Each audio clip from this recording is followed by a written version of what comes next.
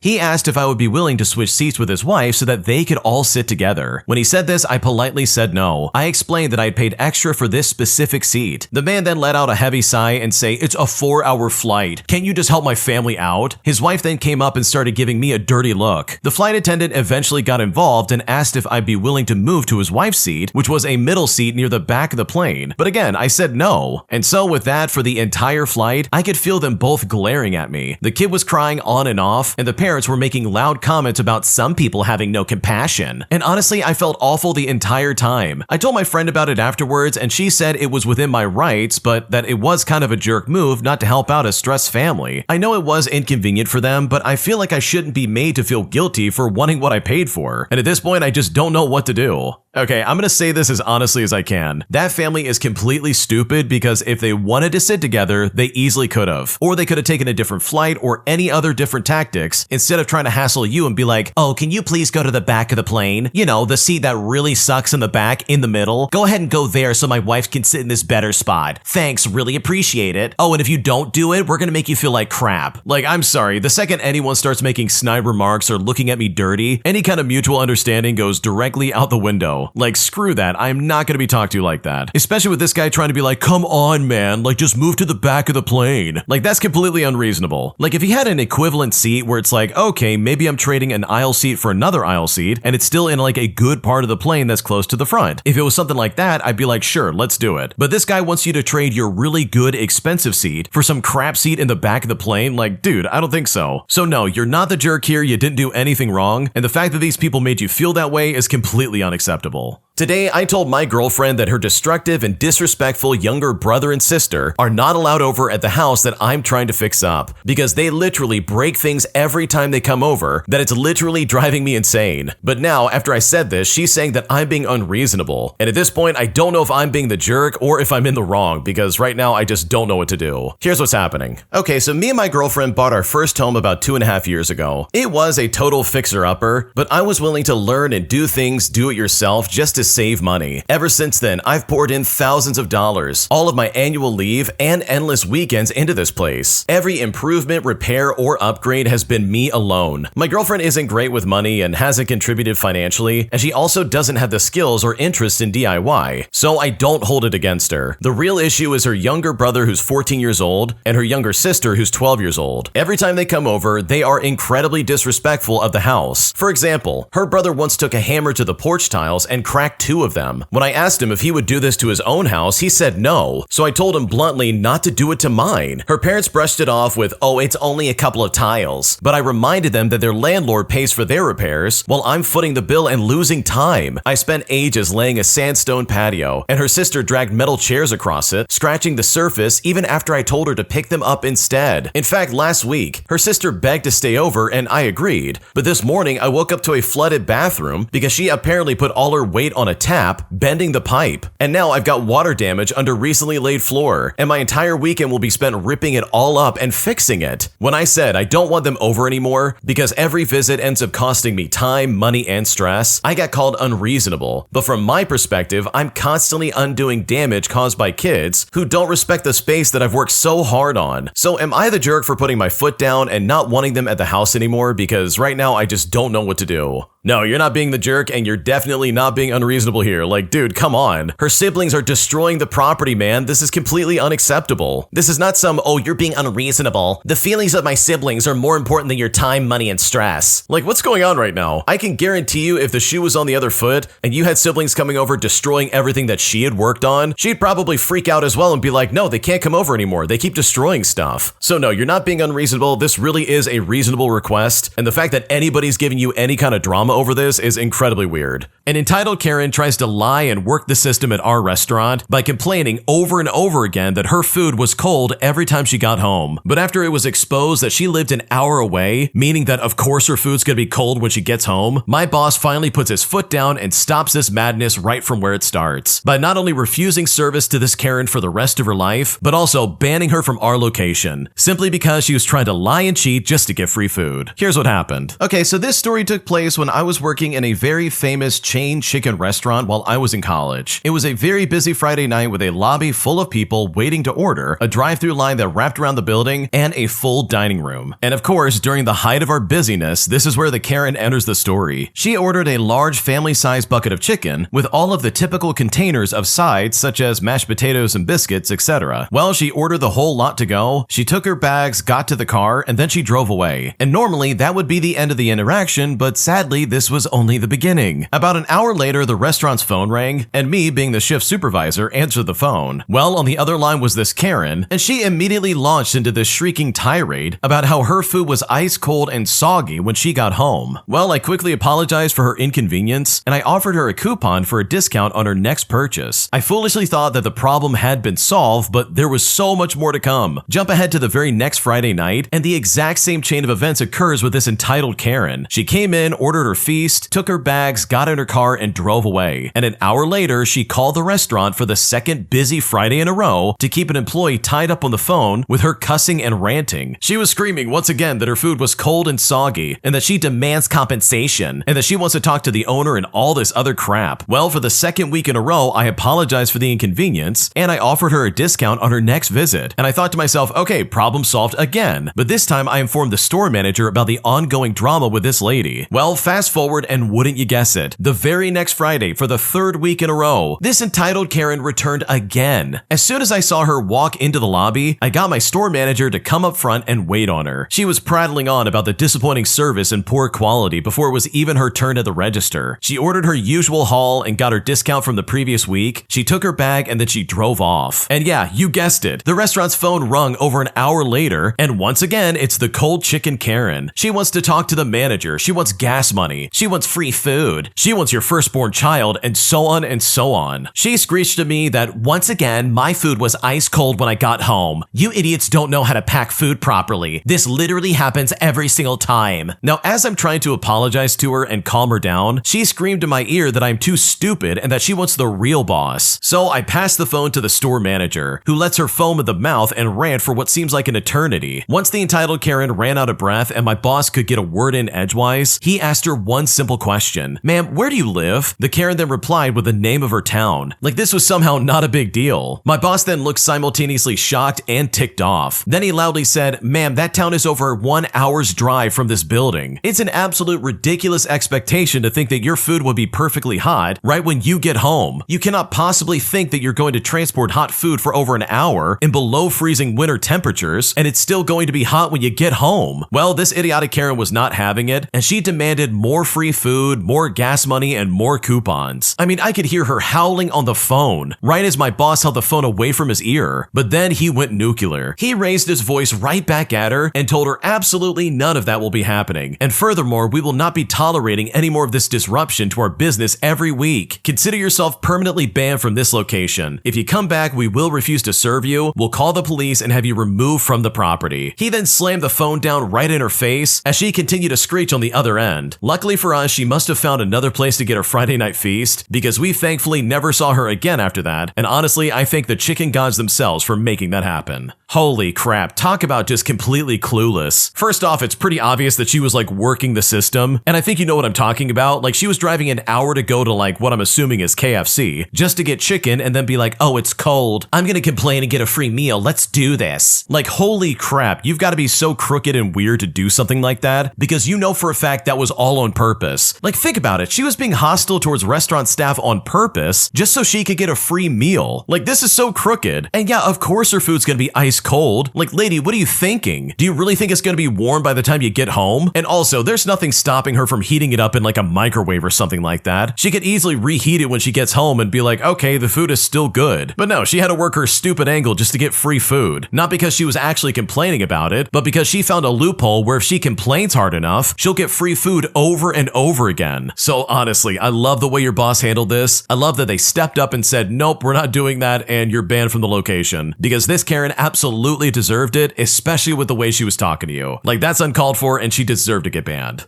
If you like Am I the Jerk, you're probably going to love Am I the Genius. Check it out, link down below in the description. Also, go to amithejerk.com/submit if you would like to submit your own stories. Today, I quit my in-laws' family business without any kind of notice after they spent the last 3 years basically undervaluing me and overworking me to the point of losing my mind because now I'm worried about the fallout over my choice and I just seriously don't know what to do. Here's what's going on. Okay, so I quit my job a few weeks ago and I didn't give them a notice or heads up or anything like that. I was just done right there on the spot. And as you can probably guess from the title, this is my husband's family's business and we all live on the family property, so yeah, it's kind of messy. When I started dating my husband 3.5 years ago, I was stuck in a dead-end job. His stepmom told me I'd be valued, supported, and given the world if I joined them. So I jumped in with no training and just pure grit. And I learned fast and worked harder than I'd ever had before in my life. For nearly 3 years, I held down entire departments with no help. I did the work of 4 people: payroll, bookkeeping, administration, human resources. You name it, I did it. I was constantly told I was needed and that no one else could do as much as me. And yet I still got no recognition. And instead of appreciating appreciation, they just kept throwing more at me. At first, I didn't mind being a low-level employee, but eventually I wanted to grow into management. But that door slammed shut the moment my sister-in-law was hired. I was flat out told, positions won't be made just to keep a person. And that really hurt, I've got to be honest. Then came the birth of my son. The same day, they planned a massive grand opening for a new building, and I figured I wasn't vital to the event, so I'd skip it and celebrate my kid. But that choice turned into a huge issue, because I was told to choose wisely, and that really was the beginning of the end for me. Fast forward and my husband takes on a high-level role in the business, and my mother-in-law, who's also my boss, goes on a Vegas trip. Now, no one asked me, but I still ended up running the office, watching the kids, and keeping the farm afloat. And I gotta be honest, it was brutal. When they came back, instead of saying thank you, I was accused of starting drama and trying to take over the company. And I've gotta be honest, that really broke something inside of me. After years of loyalty, after carrying the weight of multiple people's jobs, after sacrificing birthdays and boundaries, I just simply walked out. No notice, no apology. I was simply just done. And now I feel really conflicted. Part of me feels stupid, isolated, and left out. I mean, my husband still works there, so I feel cut off. But part of me feels free for the first time in years. I even have a new job already. So did I overreact by walking out the way that I did? Or was this the only way to protect myself after giving everything and getting nothing back? Because right now I don't know what to do. Okay, personally, I don't think you overreacted at all, but the one person I think you probably should have talked to about this was your husband first and foremost. Dude, if he works for the same company you just quit from, you know, the family company that everybody's knee deep in, and you live on the family property, dude, you can't just walk away like that and expect there to be no consequences. Don't get me wrong, the way they treated you was completely unacceptable and they absolutely are terrible people, and in my opinion, they kind of led you along in some way, but there's gonna be things that probably come up because of this that I don't think you can possibly avoid. So under any other circumstance, I think you would have made the right choice and this really would have been great for you. But considering all that's attached to this decision, in my opinion, this probably should have been handled in a much better way. My influencer girlfriend has not made any money this year, and despite trying to help her out and make her do something when it comes to content creation in general, she still is in a place where she's not making any progress, putting me in a situation where I feel like the jerk anytime I speak sense to her, because right now I just don't know what to do. Here's what's going on. Okay, so my girlfriend has been supporting herself as an influencer, but has not been financially successful for the past 2 years. She had to rent out her condo and move in with me because she could no longer afford her mortgage payments. When she moved in, she said she could make influencing work as a job, but in the first year, she only earned a few $1,000s, and she only posted twice per month. At the start of this year, I gave her a target of at least 1 post per week and earning minimum wage. Well, with only 3 months left in the year, she has made no money and is averaging 1 post per month despite having plenty of content to work with. Conversations about what she does all day do not go well, and lately she's been saying that her happiness and mental health are more important than making money and my arbitrary targets. She earns some money renting her condo, and we could continue to get by, but what really bothers me is her lack of effort, nor does she seem concerned about making money. I gave her the year to try and make it work, but I am confident that she is not going to make her target. I'm torn between letting her try until the end of the year or asking her to move out and live with her parents until she finds a job. Now, I take ownership for letting this go on for so long because I enjoy photography and content creation, and initially I believed that she could be successful given the paid work and the free trips. But right now, I feel like it's all gone completely off the rails and I just seriously don't know what to do.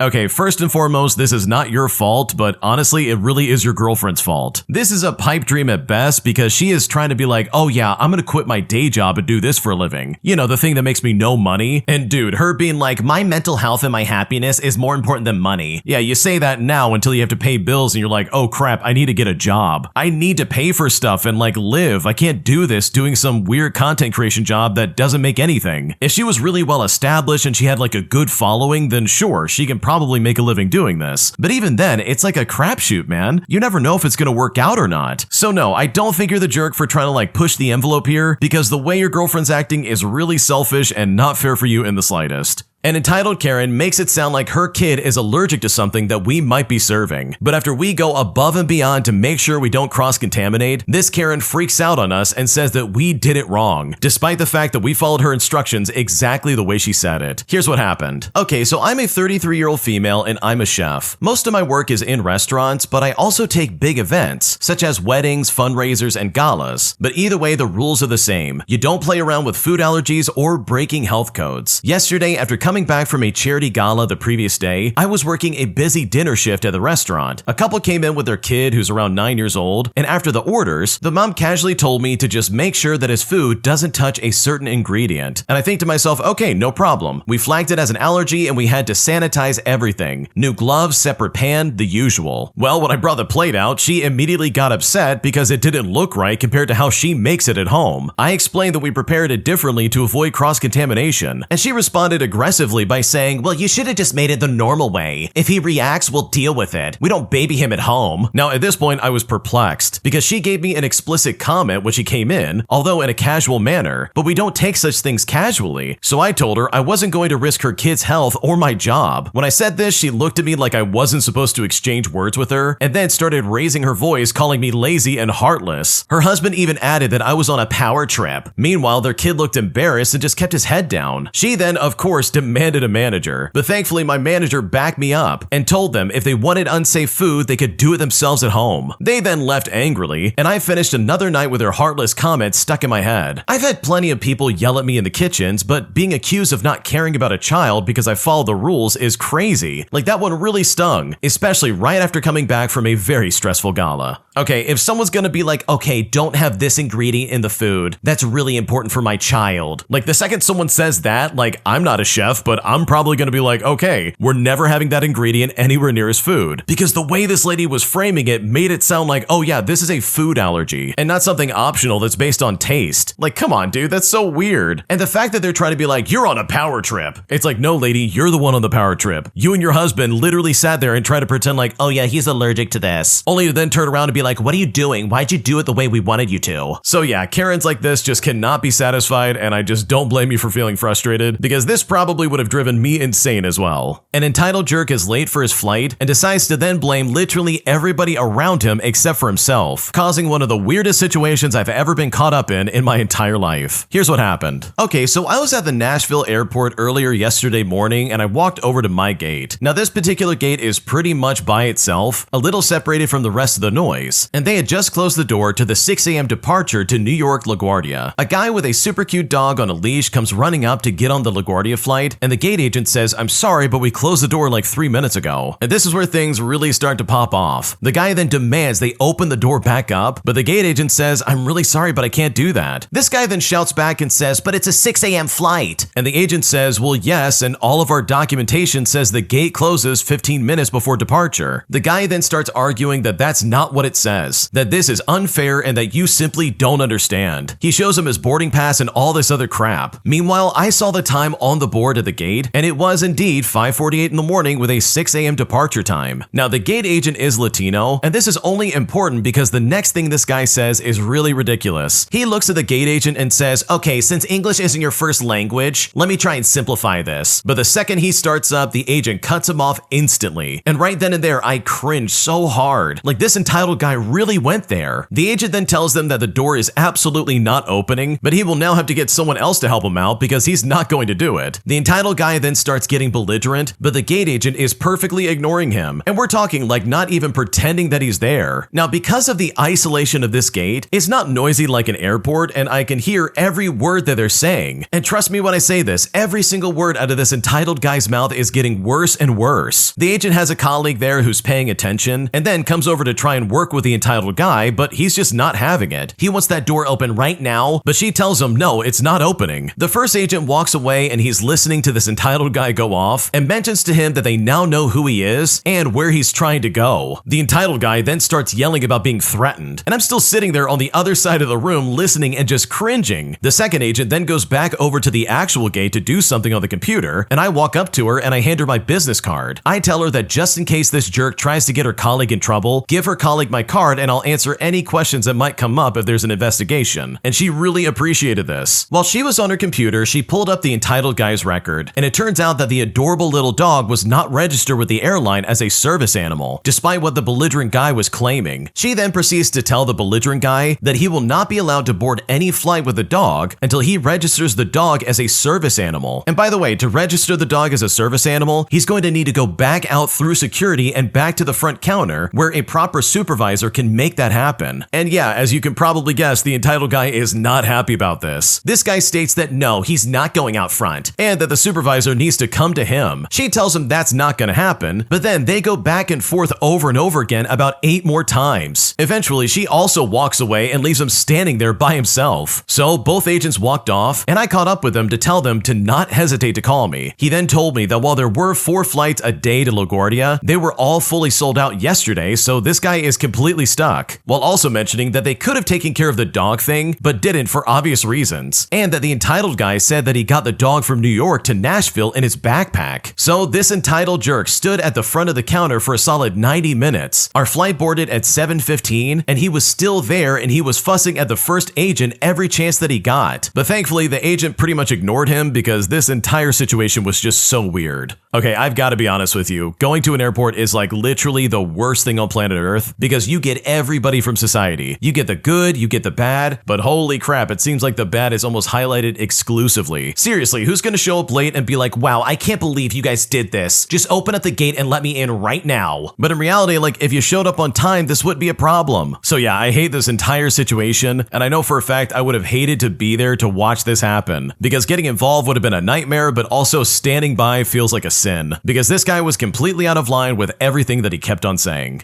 My married friend literally just confessed their love for me, despite the fact that they're married and they have kids, as they said they want to start a life with me because they're miserable in their marriage, and at this point, I just don't know what to do. Here's what's going on. Okay, I want to start off by saying that we've known each other since we were young kids, and we are in the same tight group of outcast friends growing up, and she's basically the only living link I have to my childhood and high school days. 2 of our other friends are dead, and the other one hasn't contacted us in years after a long battle with all kinds of substances. My friend and I hooked up a couple of times when I was in the military, but have otherwise never been romantically involved. She never showed any interest in seriously dating me, and I don't think either of us were seriously dating anyone at that point in our lives. Well, I got married to someone else in another state, and I never moved back to our home state a decade ago. And at this point, I've been divorced for officially a little over a year. She stayed in our hometown and got married shortly afterwards, and had some kids, but I have never actually met her husband or her kids. Me and my friend's relationship for the past decade has consisted of text messaging once or twice a year, either on the anniversary of our childhood friend's car accident, or when she drives past one of the places that we all used to hang out. She'll text me a picture and we'll reminisce about silly stuff like stealing beer from Kroger's and drinking it while throwing the empties at passing boxcars, and just stuff like that. I always have really enjoyed those conversations because my childhood was mostly before Facebook. I mean, I have no other way to keep those memories alive, except for like maybe a handful of Polaroids, and I really had a lot of fun, silly times during that period of my life. Well, the other day when I came home, there was a letter stuffed in my front door, and this was a 4-page love letter from my friend, basically saying that she loved me ever since high school, and she's unhappy in her marriage and wants a life with me. In fact, she drove 4 hours each way just to put it in my door. Now, I gotta be honest, I'm really enjoying being single in my 30s. I was in a bad marriage for a long time, and I finally rebuilt my life, and it is pretty awesome. My friend is beautiful and smart, but I have no interest in seriously dating anyone, let alone breaking up a marriage with kids to do it. So I need to know, how do you kindly reject someone that you've known for this long? She really poured out her heart in this letter, and I owe her a response. So is it unethical to continue this friendship, or to even offer to do that? I don't want to lead her on, but I really do love having someone to talk about my childhood with. What should I do? Okay, this is one big giant red flag because holy crap. Like seriously, this puts you in a really crappy position. So I know if I was in your shoes, I would put them down gently and try to be as nice as possible. Because obviously there's a history here. I would tell them, hey, I think you're great and we have a really good friendship, but you're married and you have kids. I would never want to break that up. Like I would just express everything you just said because I absolutely agree with that. I would never want to be the reason that a family gets broken up, especially just because someone's having like a rough time and instead of fixing it, they're going to you and being like, oh, please, let's have a life together. It's like, no, you should fix your marriage first and not try to have like a new one. So yeah, that's what I would do because this situation sounds incredibly sketchy and I think you definitely have got to be careful. My psycho mother-in-law has been consistently entering my house without my permission and watching me while I sleep because she claims she used her emergency key to get into my house so that she can watch me since I just had my kid. But now that I'm pushing back and telling her to get lost, not only is my husband saying that I'm out of line, but my mother-in-law and her family are saying that I'm rude for locking my bedroom door and preventing this woman from coming in there without my permission. And right now I'm still very pissed off about this and I just don't know what to do because this situation is crazy. Okay, here's what's going on. I'm a 23-year-old female and I've been married to my 31-year-old husband for about 3 years now. And currently we're expecting our first child. We're both excited but also stressed out. I've had a tough pregnancy and rest is really important to me. My mother-in-law lives about 20 minutes away and she has this bad habit of just dropping by unannounced. My husband has always just brushed it off, saying, well, that's just how she is. And with him claiming that she means well. And at first it was annoying, but it was manageable. But lately she's been crossing some serious boundaries. Last month she came over while I was napping and let herself in with the spare key we gave her for emergencies. And it was here that she literally came into our bedroom to check on me. I woke up to her standing by my bed watching me sleep. Well, needless to say, I told my husband it was creepy and I wanted the spare key back. But he said I was overreacting and that she was just being motherly. But then it happened again twice. One time I was in just a t-shirt and underwear and she actually sat down at the edge of the bed to talk to me. I told her firmly that I needed privacy and I needed rest. So to fix this issue, I changed the doorknob on our bedroom door to one with a lock on it. And the next time she dropped by and couldn't get into our room, she freaked out. Apparently she tried the handle, she knocked, and even called my husband at work, saying that she was worried something had happened. Later that night, she called me controlling and rude, saying that I was shutting her out of her grandchild's life already. My husband asked if I could just take the lock off of it to keep the peace, but I told him no. She doesn't respect boundaries and the lock is absolutely staying. Now his whole family is saying that I'm being dramatic and that my pregnancy hormones are making me paranoid. Now I honestly don't think I'm wrong, but I now feel isolated and ganged up on. So seriously, am I wrong for locking the bedroom door? Because right now I'm beyond pissed off and I don't know what to do. Oh my gosh, I do not even know where to begin with this because this is some crazy behavior. First and foremost, your husband's a moron for not shutting this down sooner. I'm serious, dude. This absolutely falls on his shoulders and he is 100% to blame. If he put his foot down and said, hey, no, you can't walk in on us while we're sleeping, or at least like taking the emergency key back because she's clearly taking advantage of that privilege, like this all could have been solved right then and there. But instead, he's deciding, oh no, you're the problem for getting upset about this, not my mother walking in on you while you're sleeping or when you're half dressed. That's not the problem here. She's allowed to watch you while you sleep like some kind of creepy Santa Claus. Like, are you kidding me? This is not a situation where this is ever reasonable or okay in my opinion. And there's literally no excuse from the mother-in-law that would ever justify this behavior. This is creepy, it's weird, it's intrusive, and holy crap, are you not in the wrong? It really feels like everybody's trying to gaslight you too, by the way. With her trying to be like, wow, you locked the door that I was gonna walk into just to watch you sleep? How could you do this to me? I was worried that something had happened. But it's like, holy crap, the original poster is an adult. They're a fully grown functional adult and now mother. Like, what is she talking about? Something might have happened. The only person being paranoid here is like the entitled mother-in-law. Like, she's crazy, dude. So no, you are not the crazy one. Your husband sucks and he's a complete pushover, and your mother-in-law is out of her mind. Like, her behavior is completely unhinged and not okay in my opinion. And the fact that nobody sees this and everyone seems to think it's okay for her to watch you while you sleep, like, that is completely unacceptable, and honestly, I don't blame you for locking your door because I would probably do the exact same thing. If you like Am I the Jerk, you're probably going to love Am I the Genius. Check it out, link down below in the description. Also, go to amithejerk.com/submit if you would like to submit your own stories. Am I overreacting by being upset with my friend after she bought an express pass at Universal that I absolutely could not afford? Because right now I'm not sure if I'm in the wrong. Here's what's going on. Okay, so recently I went on vacation with my best friend to Universal, and it was fun and it was nice, but I'm still pretty upset and I just don't know if I'm overreacting. We come from two entirely different backgrounds and that's completely fine. I come from a low-income class family, while she comes from a higher middle-class family. I usually tease this just to have a good time, but we are very close.